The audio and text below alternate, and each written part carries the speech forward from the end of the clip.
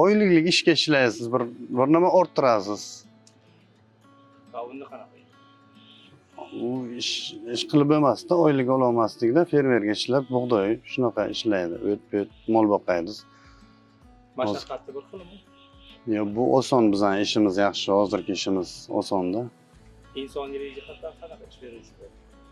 Mana bu yerda hozir munosabatingizga oylikdan tashqari ham yana bir sharoitda Pensiya o'yini daftarchani bizga bergan o'tibdi, pensiya o'yini hammasi ish qilib. Oyliklarimiz yaxshi. oilada necha kishilar? Oilaga 4 kishi. O'zimiz. Yana sizdan tashqari kimdir ishlaydi bu sohada? Ukam ham ishlagan 84-yil shahridan, Hamdam shahridan Dubayga hozir 6 yildan beri Dubayga ishlayapti ukam. Qaysi sohada? Shu meni yo'nalishim, shu boqaryapman. Bu qish boqar lekin shu. O'zbekistoncha yengil narsa-ku, qo'rqmasdan qanday ketdilar? Ishxona tomonidan jo'natiladi. Ishxona tomonidan jo'natuvdilar, ish qilib yaxshi ish. Xursand ukam keldi, 54 kun yurib ketdi uyga. Qiyin emas ekanmi? Ishi oson o'rgandim dedi. Sheriklari ham xursand. Ish beruvchi va ishtirokchi o'rtasida hech qanaqa nizolar O'rganib ketdik dedi. Yo'q, unaqa narsa yo'q ekan. Boshlanishiga 1 yil qiynaldik dedi. Hozir yaxshi deyapti, ish qilib. Xursand. Sheriklari ham, ukam ham xursand. Ishimdan xursandman. Hozir ta'tilgaman hozir. Ofisga chiqqandim. Bolalaringiz qanaqa qaraydi ishga?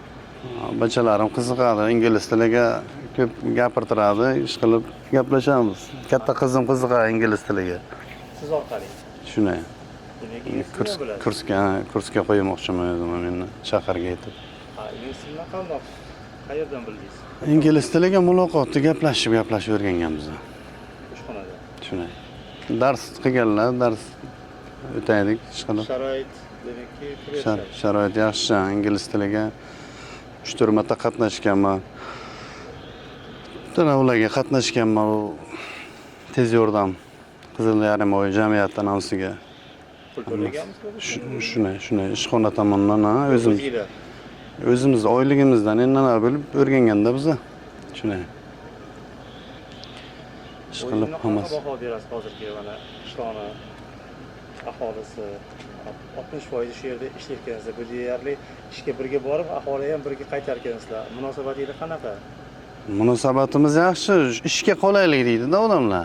Faqat shunday.